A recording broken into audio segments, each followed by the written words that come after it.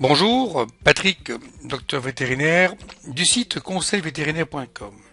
Nous allons voir aujourd'hui un second chapitre sur le thème de la morsure de chien. Nous avons déjà vu auparavant une vidéo avec l'attitude à adopter en tant que propriétaire du chien mordeur. Et bien aujourd'hui, nous allons voir quelles sont les attitudes, quelles sont les consignes à adopter en tant que personne mordue. Parce qu'il faut savoir que donc les morsures de chiens peuvent être à l'origine d'accidents ou de transmission de maladies graves telles que la rage bien sûr et le tétanos qui est un petit peu sous-estimé aussi. Et puis si les plaies de morsure ne sont pas bien soignées, les risques d'infection sont très importants et ça nécessite des traitements lourds et longs. Il faut savoir à peu près qu'on estime à 500 000 cas de morsures de chiens, personnes mordues chaque année en France. En Belgique, on estime ce nombre à peu près à 100 000. Aux USA, à peu près 4,5 millions de cas de morsures par an. Mais ces chiffres sont sous-estimés car beaucoup de gens ne vont pas soit déclarer au service compétent le cas de morsure ou ne vont même pas se faire soigner. Ils soignent par eux-mêmes. Donc le chiffre qui est indiqué là est largement sous-estimé. Je vous ai mis ici une petite carte mondiale de la rage. Donc situation actuelle en 2011. Vous voyez que l'Europe est indemne, enfin l'Europe de côté, donc la France, l'Espagne, la Belgique, l'Angleterre, enfin les îles britanniques, également le nord de l'Europe, les pays scandinaves sont indemnes de rage. Depuis 2001, la France est déclarée indemne de rage. Notamment l'Australie aussi est un continent qui est indemne de rage. En rouge, vous avez des pays où il y a des cas de rage encore, qui sévit. Et en rouge, là, ce sont donc les pays ou les continents qui sont encore très, disons, sous l'influence de cette maladie, avec des cas de maladies mortelles pour l'être humain. Et c'est donc, si vous vous rendez dans ces pays-là, je vous conseille de bien vous renseigner auparavant. Et si vous vous rendez dans ces pays et que vous êtes mordu par l'animal, consultez au plus vite un service médical d'urgence qui mettra en route un traitement préventif contre cette maladie. Alors, souvent, ce sont des enfants qui sont mordus et les enfants de moins de 10 ans. Ça représente à peu près 50% des cas de morsure dans nos pays. Et souvent, donc, c'est à la tête, à la face et au niveau des membres et du cou. Ici, je vous ai mis une petite photo d'un petit enfant qui s'est fait donc mordre à la joue, qui a été donc suturé.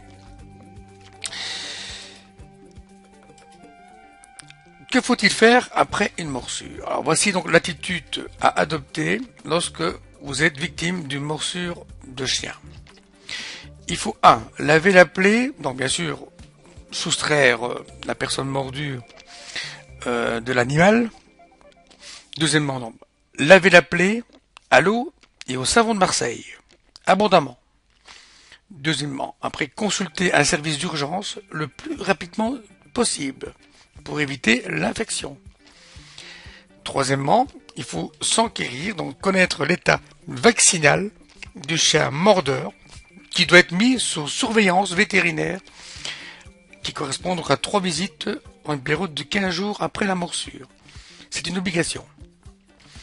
Si le chien est inconnu ou que le chien s'est sauvé et qu'on n'a pas de traces, il y aura un traitement préventif contre la rage qui sera mis en place. Ce traitement est décidé par le service médical en fonction de différents éléments dont le médecin fera l'analyse. En tout cas, ce traitement préventif contre la rage sera mis d'application d'office dans les pays, bien sûr, infectés par cette maladie. L'intérêt du lavage abondant de l'eau plus savon de Marseille il ne faut pas négliger car elle permet d'ôter des éventuels corps étrangers et des souillures. Donc, ça vous évitera d'avoir des infections importantes. Ne négligez pas donc cette étape à lavage donc à l'eau avec de l'eau savon de Marseille. La précocité de ce lavage semble diminuer le risque d'infection. Ça a été prouvé par plusieurs études. Donc voilà, une petite photo qui vous montre donc une dame qui se lave avec un savon de Marseille, une petite plaie due à une morsure. Il faut donc vous diriger vers un centre médical d'urgence, votre médecin ou une structure hospitalière. L'idéal c'est de maximum 6 heures seulement, maximum 6 heures après la morsure. Le médecin pourra même prescrire des prélèvements bactériologiques afin d'envisager une éventuelle antibiothérapie, c'est-à-dire afin de trouver un antibiotique adéquat. Les infections qui sont souvent les bactéries responsables d'infection en cas de morsure sont souvent des staphylocoques, des pastorelles ou des streptocoques. Et parfois il faut un antibiotique bien spécifique pour traiter cette infection. Le médecin ou le service de structure hospitalière va évaluer les dégâts. Il va voir quelle est la profondeur de la morsure, s'il n'y a pas des structures sous-jacentes qui sont touchées, telles que les muscles, des nerfs, des tendons, des ligaments. Auquel cas, il faudra faire une chirurgie réparatrice. Bien sûr, il va s'enquérir au niveau de la rage. Et là, il va demander donc si l'animal est vacciné ou pas. Il demandera donc d'avoir des papiers. En cas de doute ou si l'animal n'a pas été retrouvé, le patient risque de retrouver donc de recevoir un traitement préventif contre la rage. Il fera également la même procédure pour le tétanos. Le médecin va s'enquérir auprès du patient pour savoir s'il est en ordre au niveau du vaccination contre le tétanos. Auquel cas, si ce n'est pas le cas, on envisagera à ce moment-là également un traitement préventif. Je vais vous montrer maintenant une petite vidéo qui va vous montrer les soins pratiqués en cas de morsure de chien. Vous allez voir que donc le médecin explique comment est-ce qu'il va évaluer l'état donc de la plaie. Il va également explorer la plaie pour évaluer. Il va irriguer la plaie pour bien nettoyer la plaie. Il va suturer éventuellement. Surtout si ce sont des plaies au visage. La suture, une bonne suture est nécessaire pour éviter bien sûr des cicatrices qui ne seraient pas très, disons, très conformes, très esthétiques. Voilà, alors regardons la vidéo.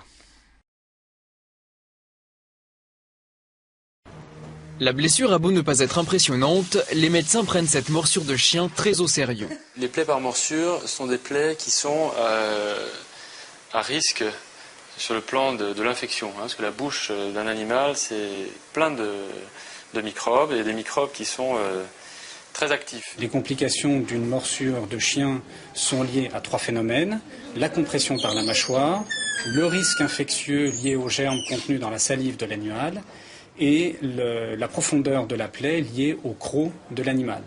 Le premier geste consiste à vérifier que la personne mordue est à jour dans ses vaccinations. La bave du chien peut entre autres transmettre le tétanos. Le tétanos s'explore chez nous par un test rapide. La gouttelette de sang récoltée au bout du doigt du patient est déposée ici, avec 3 gouttes d'un réactif spécifique. On attend 20 minutes et après 20 minutes de migration des produits ensuite, si il n'y a qu'un trait rouge apparaissant au regard du C ici, le patient n'est pas couvert. Si le patient n'est plus couvert, il devra recevoir un traitement antibiotique. Pour être actif, le vaccin contre le tétanos doit être renouvelé tous les 10 ans.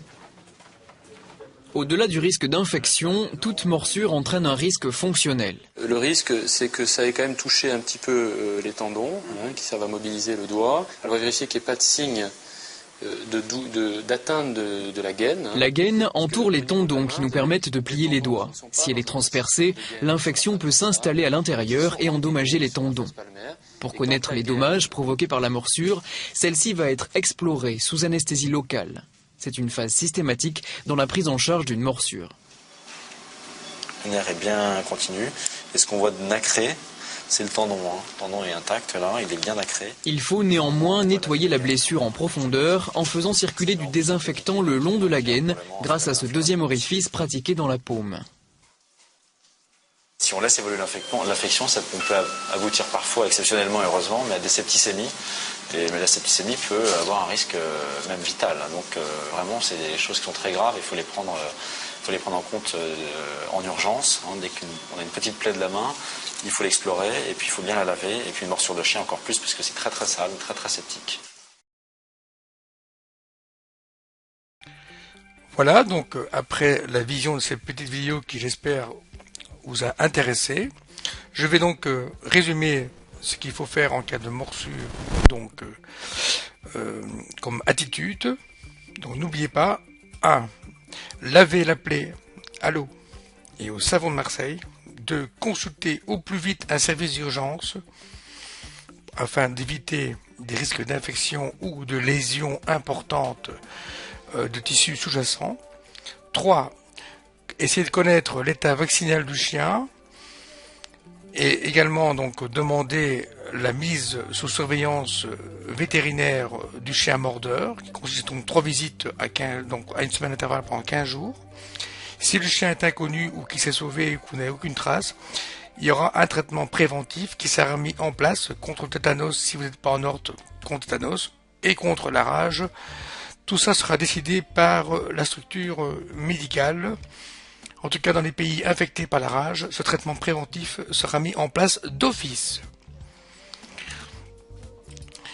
En tout cas, ce qu'il faut faire, il ne faut certainement pas sous-estimer le degré de gravité de la plaie provoquée par une morsure. Parfois, les tissus sous-jacents peuvent être atteints et si vous ne soignez pas suffisamment à temps, vous risquez d'avoir des lésions internes graves et des infections graves qui va avoir peut-être des séquelles à vie.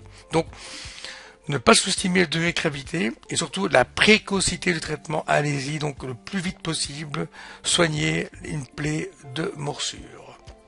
Voilà, ainsi se termine cette vidéo. N'hésitez pas à aller consulter le site conseilvétérinaire.com. Je vous remercie d'avoir regardé cette vidéo et vous dis à très bientôt. Au revoir.